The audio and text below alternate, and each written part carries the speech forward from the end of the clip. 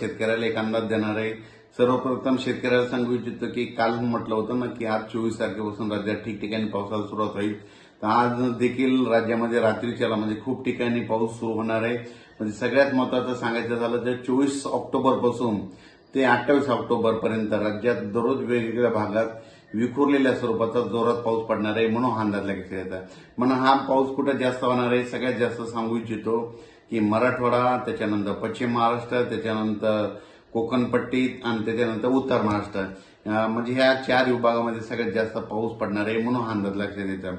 पूर्व आणि पश्चिमी विदर्भात देखील पाऊस असणार आहे, पण देखील भाग बदलत पडणार आहे, विखुरलेल्या स्वरूपाचा पडणार आहे, जास्त तिकडे प्रमाण नसणार आहे, म्हणून हा अंदाज लक्षात येतो।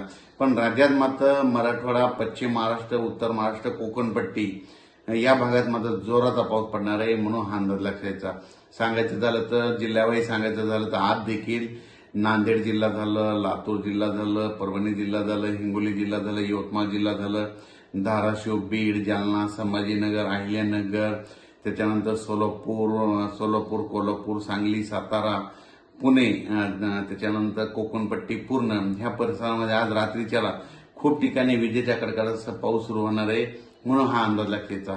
हा पाऊस सर्वदूर नाही, पण राज्यात मात्र रात्रीपासूनच चांगला पावसाला सुरुवात होणार आहे, म्हणून हा अंदाज लक्षात यायचा।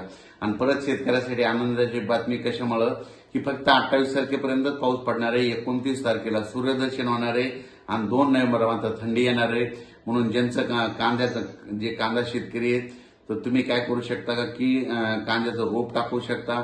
मका शेतकऱ्याचे फोन आले, मका देखील काढायला 29 तारखेपर्यंत काही हरकत नाही, पेरणी करायला देखील काही हरकत नाही, म्हणून हा अंदाज लक्षात द्यायचा। पण राज्यात मात्र सध्या आणखी 4 दिवस हा शेवटचा पाऊस पडणार आहे। शेवटचा पाऊस असल्यामुळं सगळीकडे सर्वदूर पडत नाही, फक्त भाग बदलत पडतो, म्हणून हा अंदाज लक्षात यायचा।